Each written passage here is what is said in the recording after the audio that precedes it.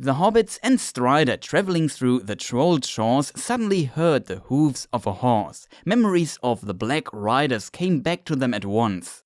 Who that rider is will be our main topic today. This will be a standalone special episode about the elf lord Glorfindel. We will dive deep into the books. What is kind of fascinating, some of my YouTube colleagues, for example Geekzone, History of Middle-earth, The Clueless Fangirl and so on, all made a video about the same topic not too long ago, but I tried to provide something new. It's a highly complex topic. We will mainly look into the books for this episode. Before we start, as always, I try to pronounce names as Tolkien described it. Spoiler warning and shoutouts to Laura Tolkien, an artist I just contacted recently, so first time I used her artwork in a video. Kimberly80, Niati and Bene for allowing me to use their beautiful artworks. Feel free to check their channels, links are in the description. The wounded Frodo, his hobbit friends and Strider were on their way to Rivendell. They just found the troll cave and the petrified trolls we all know from Bilbo's adventure. After a conversation I will cover next episode, they continued their journey and had to travel close to the road, looking for a hidden place in the woods where they could camp during the night. But suddenly they heard hooves. They hid instantly and knew the enemy must be in this land looking for them. Fear came back into their hearts, but Frodo noticed that the sound of the hooves was different. Strider was now leaning forward, stooped to the ground with a hand to his ear and a look of joy on his face. The book describes the rider and the horse, and in my opinion the film managed to depict parts of that quite well. Let me read the passage from the book. Suddenly, into the view below came a white horse, gleaming in the shadows, running swiftly. In the dusk, its headstall flickered and flashed, as if it were studded with gems like living stars. The rider's cloak streamed behind him, and his hood was thrown back. His golden hair flowed, shimmering in the wind of his speed. To Frodo it appeared that a white light was shining through the form and raiment of the rider, as if through a thin veil. But in the book it is not Arwen, it is an elf lord with the name Glorfindel of the House of the Golden Flower, as we learn in the Silmarillion. The description of Frodo is unusual. A white light was shining through his clothes, but the text explicitly stated to Frodo. Frodo was in possession of the One Ring and was slowly transformed into a wraith, so a being of the unseen, through the Morgul blade that wounded him. With this he could be seen by the Nazgul, but maybe also see some parts of the unseen part of the world himself too. And in my opinion this could be what these lines hint at. But why was the elf lord glowing, you might ask? We come to that in a moment. He was definitely special and gives us some very interesting information in the books. Rereading this part in the chapter really made me think a lot. Strider sprang out of his hiding, leaping with a cry, and the rider stopped immediately, dismounted and looked at them. He came to Strider when he saw him and said, "Ai, na vedoi Dunadan, mai govannen," which would translate to something like, "Ah, at last Dunadan," or "Hail, at last Dunadan, well met." As we will learn in the chapter The Council of Elrond, Dunadan is another name of Strider, and of course he is also a man of the West, one of the Dun-Edain. Dunadan is the singular form of that word.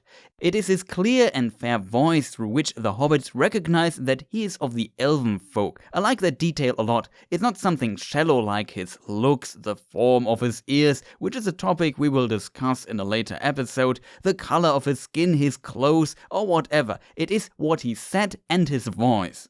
Strider and the elf seemed to know each other, and Strider introduced him as Glorfindel, who dwelt in the house of Elrond, and the elf lord greeted the group, and especially Frodo, and talked about his mission to find them.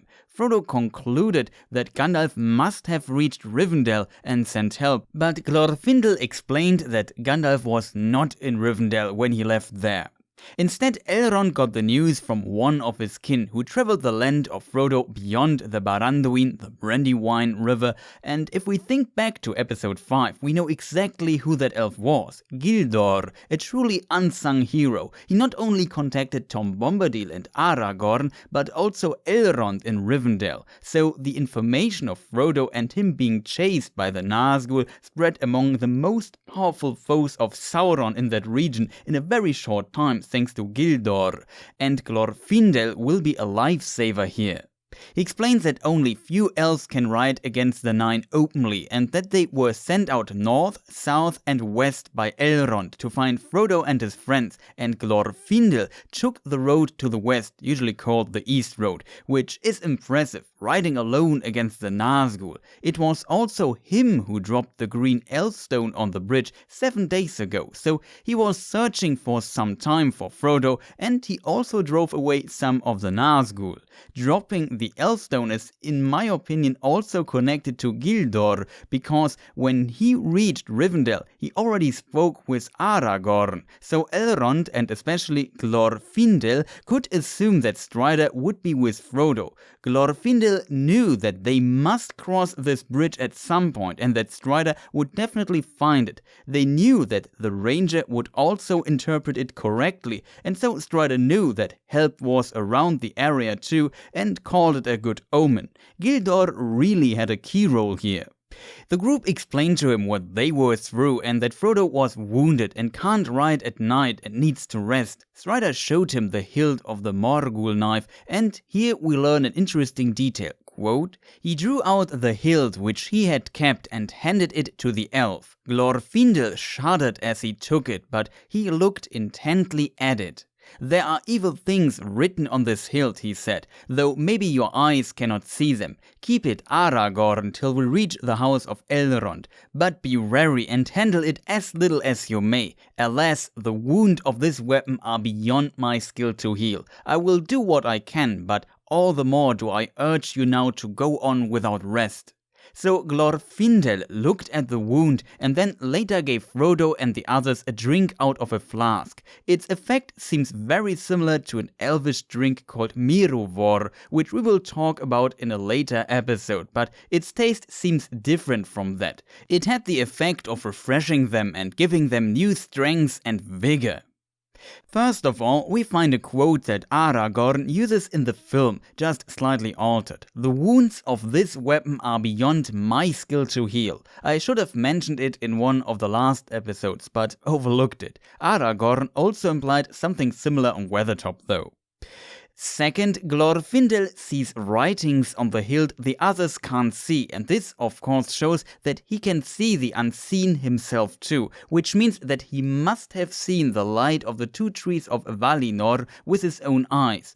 Gandalf explains next chapter, quote, and here in Rivendell there live still some of his chief foes, the elven wise, lords of the Eldar from beyond the furthest seas. They do not fear the ring race, for those who have dwelled in the blessed realm live at once in both worlds, and against both the seen and the unseen they have great power.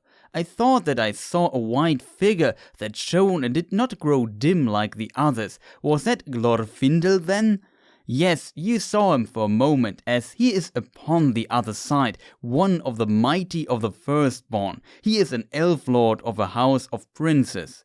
This implies there are more elves beyond Glorfindel and Galadriel who have seen the two trees of Valinor in the Undying Lands over 7,000 years ago. But who is Glorfindel, and what is his story?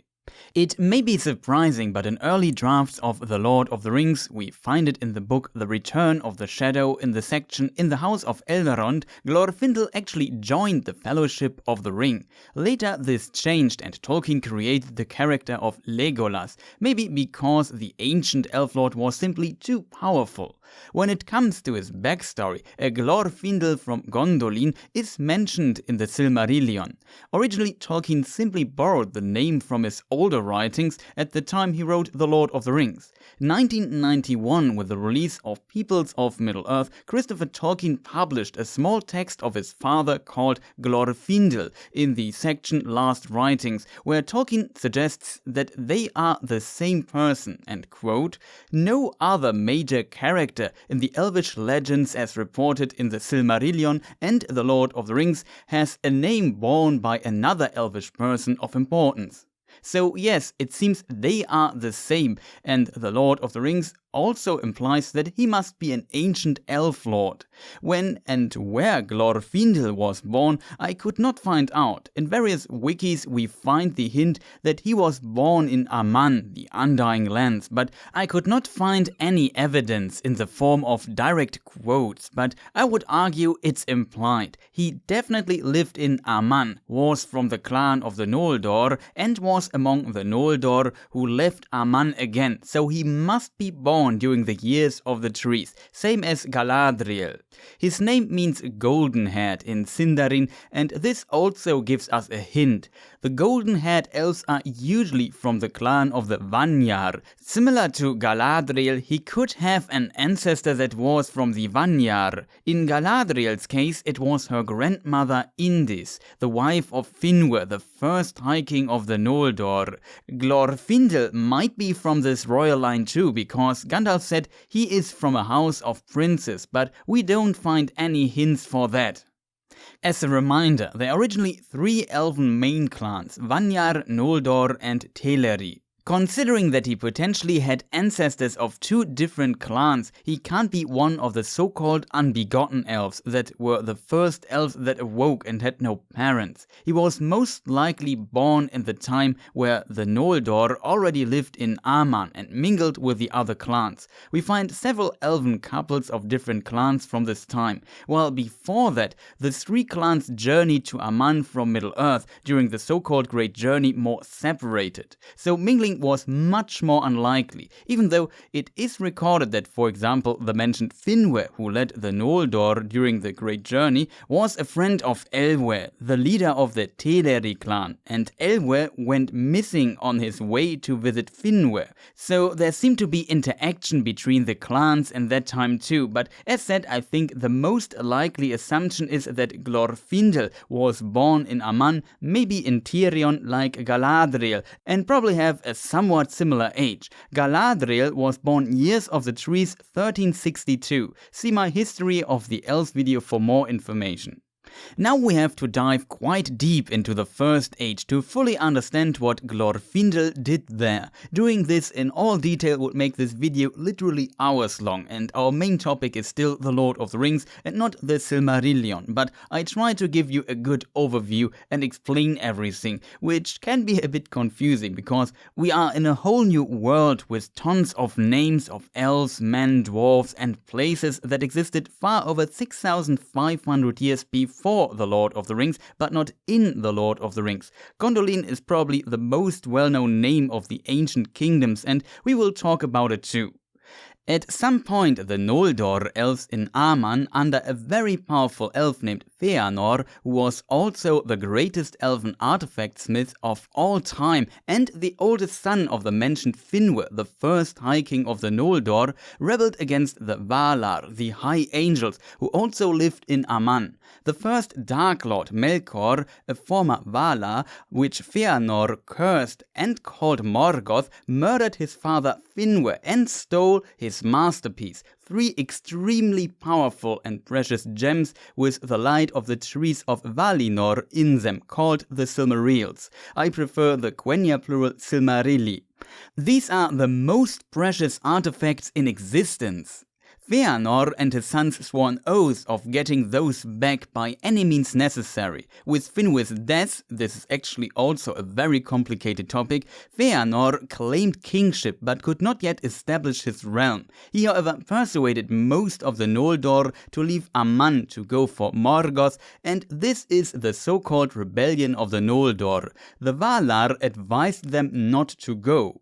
For example, Galadriel's father, also a half-brother of Feanor, stayed in Aman, and those who went were banned from Aman, and they received a grim prophecy too. We talk about that a bit later again. However, to get over the ocean, they needed ships, and the only elves with ships were the elves of the Teleri clan, who would not give away their few ships. This resulted in the first kinslaying, where Feanor and his sons and parts of his fellowship killed many Teleri to then steal their ships. As you can see, Feanor was very extreme in what he did, not to say absolutely crazy. Just imagine what he just did to get the ships, and look at what he is going to do next. Not all rebelling Noldor would fit on those ships, so the plan was to sail the ships back to Aman after the first landing and get the other elves who waited.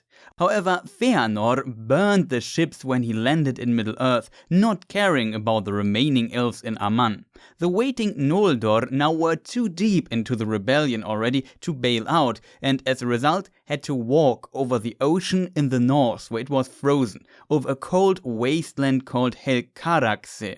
It was a dangerous journey and many elves died on that path. So did, for example, Turgon's wife Elenwë, who was a Vanyar elf. We will talk about Turgon later. Their daughter Idril survived though, who is by the way Elrond's grandmother. All the Noldor elves settled in a region called Beleriand, that is basically the old west coast of Middle-earth from the First Age and before. At the end of the First Age it will be completely destroyed and sunk into the ocean, which is why most of the places here are gone at the time Lord of the Rings takes place. The Blue Mountains are, for example, some remaining parts of the east of Beleriand and some islands.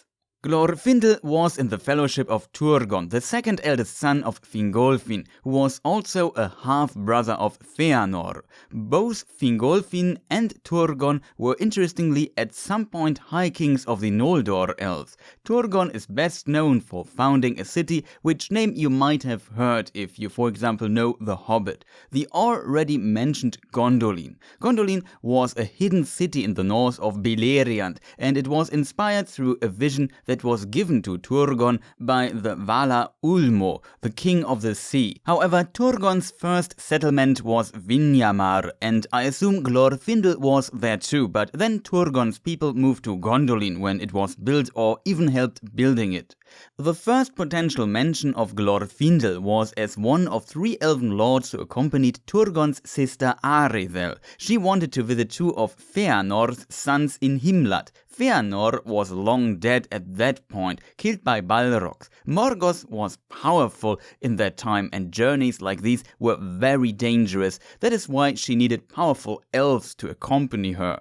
This journey is mentioned in the Silmarillion, but not who her gods were. However, in the Book of Lost Tales, Part 2, many of Tolkien's notes and early concepts were published, and we find a note that Glorfindel was one of the 3 lords who accompanied her. How canon this is can be debated, but it would make sense. They planned to cross the realm of the Sindar elves called Doriath. But they were not allowed to enter because the Sindar, who were part of the Teleri, found out about the mentioned kinslaying in Aman and were very angry, which is an understatement. The king of the Sindar even banned the language of the Noldor, which is why even Noldor elves in Middle-earth all speak Sindarin instead of Quenya from that point on. Aredhel wanted to visit Feanor's sons, friends of hers, who actively participated in the kinslaying, so of course the Sindar would deny them access to their kingdom. With this, they had to find another way and cross a very terrible region called Nan Dungorthep, which means Valley of Dreadful Death. Lovely name, where the evil powers of the First Dark Lord Morgoth were at work. They got enmeshed in shadows, attacked by giant spiders, Ungoliant's children, so brethren of Shelob, and in the end separated. Aredhel was lost and the elven lords could not find her and had to return to Gondolin with sadness. She however made her way to Himlat alone, which is actually very impressive. She is described as fearless and had an urge to explore. Her story continued and she will return to Gondolin after around 84 years, but that is a story for another video. For the time being, Turgon and Gondolin grieved, thinking she was dead. When traveling between the realms isn't safe anymore, you can imagine that the situation was already not good in Beleriand. Even though for a time the elves pushed back Morgoth to a stronghold and besieged it, Aredhel's journey was in that time. Morgoth later broke the siege and got his revenge on the elves, and things became really bad. I explained the exact backgrounds in my History of the Elves video. The lowest point of this situation was the Battle of Unnumbered Tears around 156 years after Aredhel started her journey, called Nirnais Arnödiad by the elves in Sindarin, which of course also translates to Tears Uncountable. The name references the mentioned grim prophecy the Noldor elves got from the Valar, from Namo to be precise, for leaving Aman and chasing Morgoth for revenge. It had the phrase Tears Unnumbered in it too. Maedhros, the oldest of Feanor's sons, managed to convince the other elves to put their differences aside for a while and form a huge alliance against Morgoth when things looked really bad for them, the so-called Union of Maedhros. It also included men and the dwarves. With this, he wanted to fight and defeat Morgoth, but the name of the battle already spoils it. It was a disaster, and tears unnumbered were shed by the elves. The reason was one chieftain of the Easterlings, Ulfang the Black. Note that the Easterlings were new in Beleriand. They just arrived a few decades prior and also joined the alliance. Besides Ulfang's Easterlings, there were also the Easterlings of Bor, who did not betray the Union. The betrayal of Ulfang was the main reason for Morgoth's victory at the end. Of course, Glaurung, the father of dragons, and Gothmog and his Balrogs were a problem too. Turgon also joined this gigantic battle, and here Glorfindel is mentioned too. Turgon's forces got into trouble and had to retreat back to the pass of Sirion from around the fen of Serech. Glorfindel guarded, I assume, the left flank with his house, while Turgon and his forces retreated. They were cut off again from Turgon's brother Fingon and his army, which they just managed to reach and support earlier. Some of Fingon's forces were now even with Turgon, who survived this battle in the end. Fingon, however, died and was slain by Gothmog, the leader of the Balrogs, and so died Fingon, High King of the Noldor elves, and the kinship went to his brother Turgon. Gondolin still remained hidden though, and was one of the last realms of the elves left in Beleriand. The next mention of Glorfindel is also when things got really bad. He of course lived in the hidden city and also was around during many events, like when Elrond's grandfather Tuor, who was a man and not an elf, came to Gondolin. The city was pretty advanced, and for example Glamdring, the weapon found in the troll hoard in The Hobbit that Gandalf later carries, was forged there and probably the sword of King Turgon, while Orcrist could have belonged to a lord of the 12 houses of Gondolin. It could have even been Glorfindel's sword. However, we find most writings and Glorfindel's biggest deed during the fall of Gondolin. When Morgoth got his hold back in Beleriand, he slowly destroyed all elven realms. Some were also destroyed to the greed for one of the Silmarilli. This caused 2 more kinslayings by Feanor's sons. In the end, Gondolin was one of the 2 last realms still standing, the other being the havens of Sirion. As you can see on the map, Gondolin is quite close to Angband, Morgoth's fortress, but remained hidden because, for example, the Great Eagles protected it and killed every spy who even got remotely close to it. Turgon got the advice to leave with all his people as soon as possible by Ulmo through Elrond's grandfather Tuor as messenger, but the king did not listen, and so one day the enemy caught an elf named Maeglin, who made a deal with Morgoth and betrayed Gondolin. It's a complex story that I can't cover here, but it led to Morgoth knowing the location of Gondolin and attacking it with all his might. Orcs, wolves, multiple Balrogs if not all, which would include Durin's Bane and even dragons. A Balrog is a Maya, something like an angel of lower rank, like Gandalf, just that he serves Morgoth instead of Eru, which is God. They are extremely powerful warriors who use shadow and flame, and no diplomats. Idril, Elrond's grandmother and daughter of King Turgon, had foresight of the doom that would come, and she let secretly prepare an escape tunnel that led out of the city sometime prior to Morgoth's attack. The best part is, Maeglin did not know about it, though neither did Morgoth. And even though the elves of Gondolin were truly powerful and fought with valor, which included killing Balrog, something that has not happened before in battle, in the end it was not enough. Even the leader of the Balrogs, Gothmog, was slain, but the power of Morgoth was too strong. Glorfindel of the House of the Golden Flower is mentioned in the battle. In the History of Middle-earth books, or if you want this more compact in one book, in the relatively new book The Fall of Gondolin, we find some extra information that was not in the Silmarillion. Keep in mind, those were maybe never intended to be published, and Tolkien might have changed details later. Some of those texts are also from very early versions from the 1920s, where the Noldor elves were called gnomes, Maeglin is called Meglin, and Melkor was still named Melko, and so on. Even the number of Balrogs and dragons seems massive, so take the following details with a grain of salt. Canon is a complicated matter here, and most of this did not make it into the Silmarillion. Gondolin, the hidden city, was attacked from all sides by Morgoth's forces, and King Turgon listened to the counsel of Maeglin and an elf called Salgand to stay in the city and defend it from inside, while Elrond's grandfather Tuor, the by then husband of Turgon's daughter Idril, advised to leave the city with groups of armies that would have women and children in their middle as soon as possible. The word of Maeglin, Aredhel's son, had great weight for the king. He was all that was left of his sister, who was accidentally killed by Maeglin's crazy father when she protected her son. He was also a prince of Gondolin, so Turgon decided to stay inside the city, even though many elf lords were on Tuor's side, and Tuor was the messenger of the Valar Ulmo, who also protected the city until now and advised them to leave, as mentioned before. I think you know by now that this can only end in a disaster. Morgoth had iron things prepared that breached through the gates, and orcs, wolves and so on poured into the city.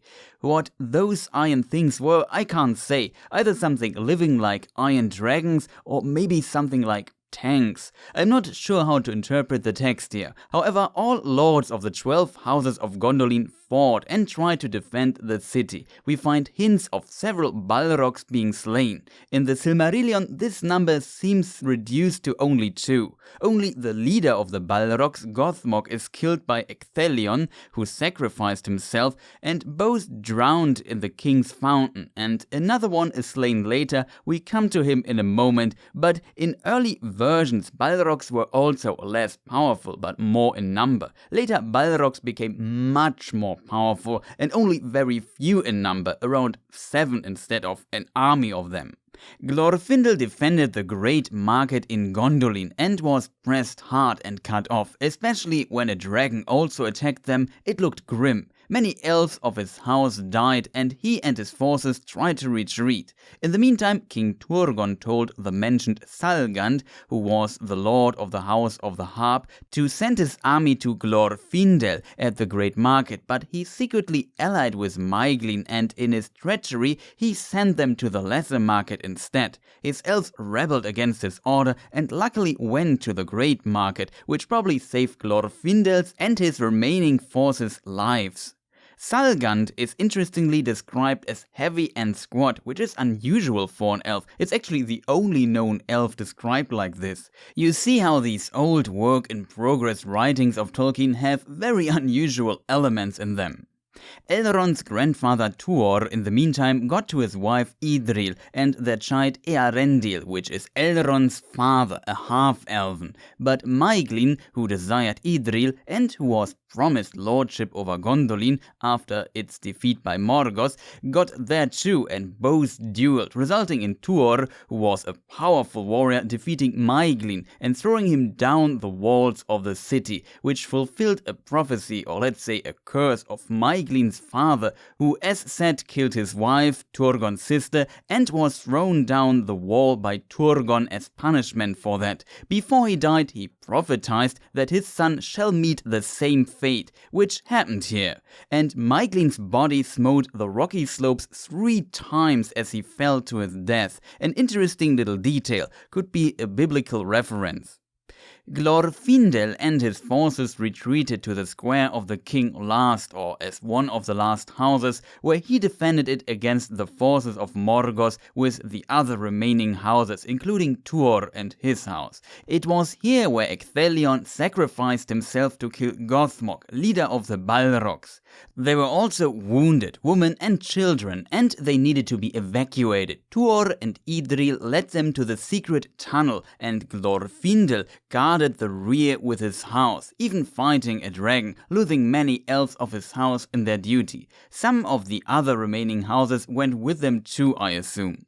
When they crossed the tunnel after 2 hours, they reached a pass through the mountains called Cirith Soronas, the Eagle's Cleft. It was a narrow and dangerous pass, but Morgoth placed orc watchers in the mountains, and among them was also a Balrog. They of course attacked, and Glorfindel and everyone still able to fight defended the refugees against them, casting the orcs down the abyss. Glorfindel himself dueled the Balrog. Shoutouts again to Laura Tolkien for the great artwork. We can read in the old writings of Tolkien that Glorfindel hid the Balrog's iron helmet. Balrogs wearing a helmet is a detail we find in very old drafts of Tolkien, where Balrogs were, as mentioned, still far less powerful but greater in number. It seems the helm later disappeared or is simply not mentioned anymore. In the game Shadow of War, we find that detail referenced, it seems. In contrast, in the first Lord of the Rings film, Durin's Bane wears no helmet, and the book does also not mention one. As the battle continued, Glorfindel's mail protected him from the attacks of the whip and claw, and he cut off the creature's whip arm at the elbow. The demon grabbed Glorfindel, and they swayed over the narrow path, and the Elf Lord took his dagger and pierced the Balrog's belly. We find here an interesting note. Its belly was at the height of his face, as the creature was about twice his size. Elves are usually quite tall, and this would lead to a Balrog being almost 4 meters or around 13 foot. The Balrog screamed in pain, and as he started falling into the abyss, he grabbed Glorfindel's golden hair and dragged him down with him. The details of this fight are not mentioned in the Silmarillion, so take them with a grain of salt. Even the size is debatable, because this is from very old texts and notes of Tolkien. We will discuss this again in an episode about the Moria section, where we find more details about the looks of a Balrog. Both fell and died. Glorfindel was beloved, and his duel with the Balrog made it into songs and also a saying of his people. The death cry of the Balrog echoed in the mountains, and the orcs fled in terror, but also the great eagles appeared and killed all of them with great attention to not miss a single one, so that the news of refugees from Gondolin escaping over the mountains could not reach Morgoth. Thorondor, his name means Eagle King in Sindarin, the Lord of the Eagles and greatest of the great eagles of Manwë, the king of the Valar, caught the body of Glorfindel, while the dead body of the Balrog turned the river Thorn-Seer, which means eagle stream, black for a long time. Maybe a hint at the color of a Balrog's blood. For example, trolls also had black blood which smoked on the floor. Maybe this is common among the more powerful servants of Morgoth. Tuor and the other survivors raised a great stone cairn for Glorfindel's corpse, I assume close to where he fell down with his terrible foe. Thorondor, who dwelt in that area with the other eagles, protected the grave and crowed. A green turf came there, and yellow flowers bloomed upon it amid the barrenness of stone until the world was changed. The yellow flowers, of course, resembled his banner, and he was the lord of the House of the Golden Flower. Glorfindel, a great hero in elven lore. Now you might wonder, when he is dead, how can he be in the Lord of the Rings?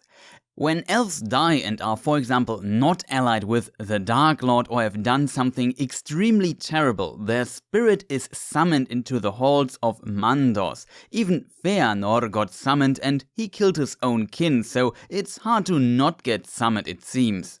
In theory, they can refuse the summon, but they would become Wraiths in that case, a terrible fate. Namo is the Valar who handles matters of death and is also the doomsman of the Valar. His realm is called Mandos in Aman, and interestingly, he himself is often called Mandos too. Another example of a Valar being called by the name of the place they dwelt would be Lorien, who is actually named Irmo.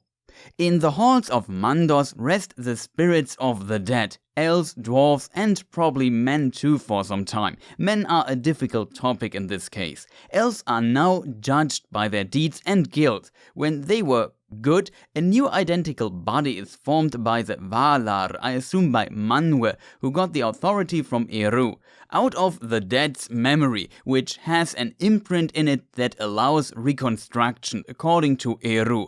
You find these details in the book Morgoth's Ring. Glorfindel was judged and his guilt of leaving Aman to follow Feanor, we talked about that already, was forgiven. This also removed his ban. As mentioned, all the Noldor who left again were banned from Aman. His body was recreated and his spirit moved into it again. But Glorfindel became empowered due to his noble sacrifice fighting the Balrog, protecting the weak with his life. He remained in companionship with the Maiar, I assume especially Gandalf, which he might have known before or befriended him in this time. And the Maiar saw him as equal. I read it as his spiritual power had been greatly enhanced and he was maybe almost equal to a Maiar.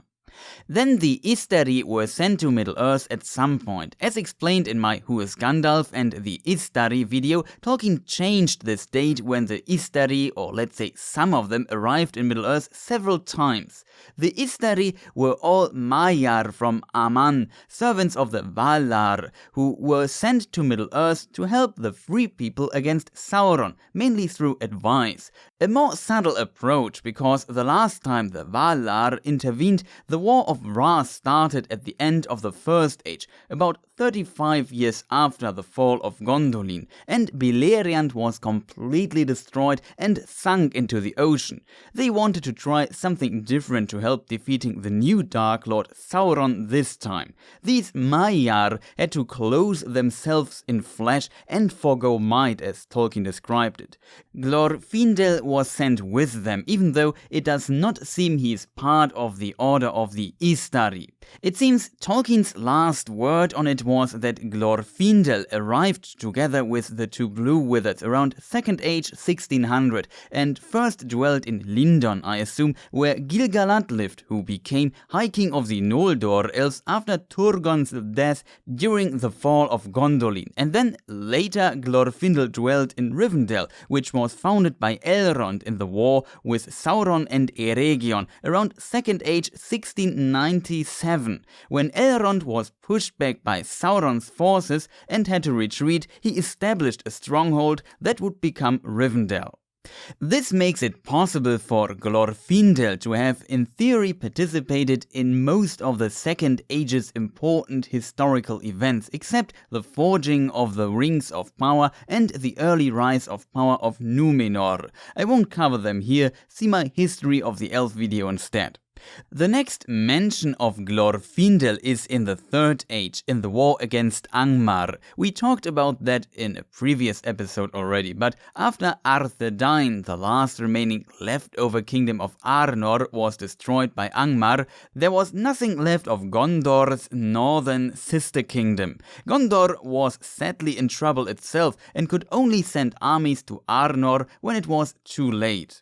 Under the command of Prince Eärnur, which was the son of Gondor's king, the Gondorian forces arrived in Lindon and attacked Angmar together with the elves. It was too late for Arthedain, but they could defeat Angmar and drive the evil forces out of the region and destroy their strongholds, for example Carndum. There was one confrontation where Eärnur wanted to challenge the Witch King of Angmar, but his horse fled in terror, to which the Witch King laughed. The forces of the elves of Rivendell with Glorfindel among them arrived too, and the Witch King had to flee. Eärnur wanted to pursue him, but Glorfindel spoke his prophecy, the famous words, "Do not pursue him, he will not return to this land. Far off yet is his doom, and not by the hand of men will he fall." Eärnur was not happy about that. He really wanted to kill the Witch King one and for all. Much later, Eärnur, who became king of Gondor, was challenged by the Witch King again. He accepted and rode alone, only with few guards, to the Witch King's city Minas Morgul. He was never seen again, and he had no heir. With this, Gondor had no king from that time on, which started the rule of the ruling Stewards, which is ended by Aragorn, who is a descendant from the kings of Arnor and Arthedain to be precise. It's always impressive how all this is connected. The next mention of Glorfindel is exactly where Frodo and his friends heard the horse in the Troll Shores, and this is the epic story of Glorfindel, who fought dragons, slew a Balrog, witnessed terrible wars, and who was once planned to become part of the Fellowship of the Ring by Tolkien, but he probably made him too powerful, and so he created Legolas for his story. It's now also understandable why he was able to ride out alone against the 9 Nazgûl and why they were afraid of him instead. Glorfindel has fought more terrible foes, and that was when he was not empowered. We will also hear more about him in one of the Council of Elrond episodes, but that is not today. Thank you for watching. That was a very long episode, actually the longest so far. I struggled a lot writing it and had to rewrite parts many times. I still cut things out and wanted it to be a standalone episode, but I hope the result was still enjoyable for you all at the end. When I have to explain the First Age, it's always tough because there's just so much information. For those familiar with it, it will be fine. For those who are not, it could have been a bit confusing, but I wanted to explain the situation during the First Age and what an absolute legend Glorfindel is in the lore, but also the problems with the canon and so on. If you liked this episode, feel free to press the like button, leave a comment, recommend me further, and in case you want to subscribe, consider pressing the annoying bell. Also, sorry I did not stream in 2 weeks, but I needed to finish this video. I will stream more the next few days again on Twitch. You can also check out my Discord. Next video could be a gaming related one, still not sure if I should make that video though. But I of course also plan to make more Tolkien related videos too and continue this series. Maybe a few shorter ones the next time. Again, shoutouts to the artists for allowing me to use their amazing artworks in my videos. Thank you for watching and goodbye.